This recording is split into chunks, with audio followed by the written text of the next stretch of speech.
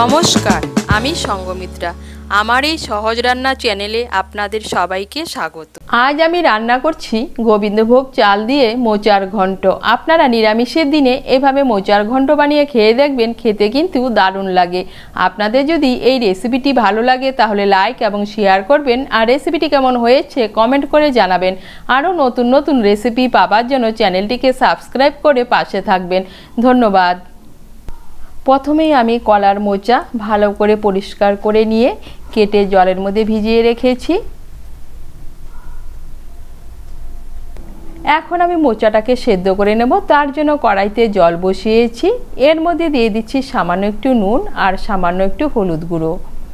এখন এর মধ্যে দিয়ে দিচ্ছি কেটে রাখা মোচা। এখন মোচাটাকে হালকা করে একটু সেদ্ধ করে নেব। এদিকে মোচাটা সেদ্ধ হতে হতে আমি একটা মশলার পেস্ট বানিয়ে নেব। তার জন্য নিয়েছি মিক্সির ছোট জার। এর মধ্যে নিয়ে নিচ্ছি পাকা দুটো কাঁচা লঙ্কা আর দু টুকরো আদা। এগুলো দিয়ে একটা পেস্ট বানিয়ে নেব। এদিকে দেখুন মোচাটাকে হালকা করে একটু সেদ্ধ করে নিয়েছি। এখন আমি মোচাটাকে নামিয়ে জলটা ভালো করে ঝরিয়ে নেব। আবার কড়াই বসিয়েছি। কড়াইতে দিয়ে দিচ্ছি 1 চামচ ঘি।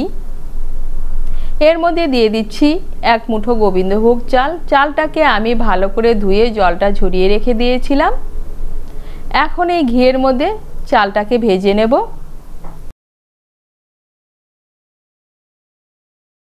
এই দেখুন চালটাকে ভেজে নিয়েছি।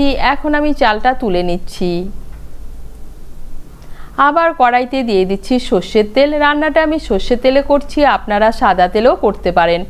এর মধ্যে প্রথমে আমি আলুগুলো ভেজে নেব। এখানে আমি একটা বড় সাইজের আলু ছোট ছোট টুকরো করে কেটে নিয়েছি। এর মধ্যে দিয়ে দিচ্ছি সামান্য একটু নুন আর সামান্য একটু হলুদ গুঁড়ো। নুন আর হলুদ গুঁড়ো মিশিয়ে নিয়ে আলুর টুকরোগুলোকে লাল করে ভেজে নেব।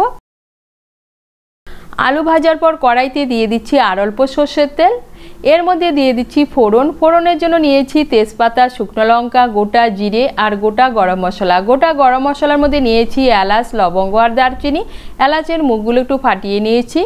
ফোড়নটা দিয়ে একটু নাড়াচাড়া করে নিয়ে এর মধ্যে দিয়ে দিচ্ছি আমি যে আদা আর কাঁচা লঙ্কা বেটে নিয়েছি, সেই আদা আর কাঁচা লঙ্কার পেস্ট দিয়ে দিচ্ছি। মিক্সির জারটা ধুয়ে সামান্য একটু জল।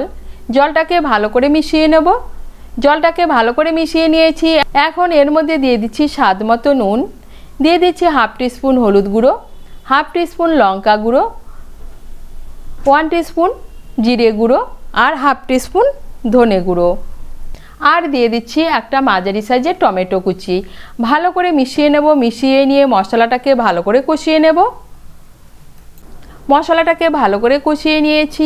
এখন এর মধ্যে দিয়ে দিচ্ছি সেদ্ধ করে জল ঝরিয়ে রাখা কলার মোচা। কলার মোচাটাকে ভালো করে মিশিয়ে নেব। মিশিয়ে নিয়ে মশলার সঙ্গে একটু ভালো করে কষিয়ে নেব।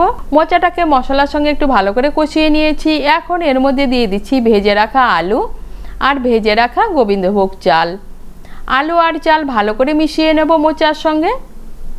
আলু আর চাল মোচার সঙ্গে ভালো করে মিশিয়ে নিয়েছি। এখন এর মধ্যে দিয়ে দিচ্ছি 1 কাপ গরম জল।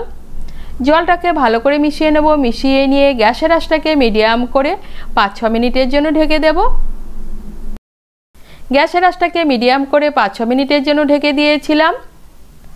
চাল আর আলু পুরোপুরি সেদ্ধ হয়ে গিয়েছে আর মোচার জলটা প্রায় শুকিয়ে এসছে। এখন এর মধ্যে দিয়ে দিচ্ছি সামান্য একটু চিনি। দিয়ে দিচ্ছি চিড়ে রাখা কাঁচা লঙ্কা আর 1/2 টিস্পুন গরম মশলার গুঁড়ো। ভালো করে মিশিয়ে নেব। মিশিয়ে নিয়ে আরও 1-2 মিনিট রান্না করে নেব। আরও 2 মিনিটের মতো রান্না করে নিয়েছি। আর এই দেখুন মোচার জলটা পুরোপুরি শুকিয়ে গিয়েছে। এখন এর মধ্যে দিয়ে দিচ্ছি 1 চামচ ঘি। ঘিটাকে ভালো করে মিশিয়ে নেব। মিশিয়ে নিলেই তৈরি গোবিন্দভোগ চাল দিয়ে মোচার ঘন্ট। আপনারা নিরামিষের দিনে এইভাবে গোবিন্দভোগ চাল দিয়ে মোচার ঘন্ট বানিয়ে খেয়ে দেখবেন, খেতে কিন্তু দারুণ লাগে। তৈরি হয়ে গেল গোবিন্দভোগ চাল দিয়ে মোচার ঘন্ট।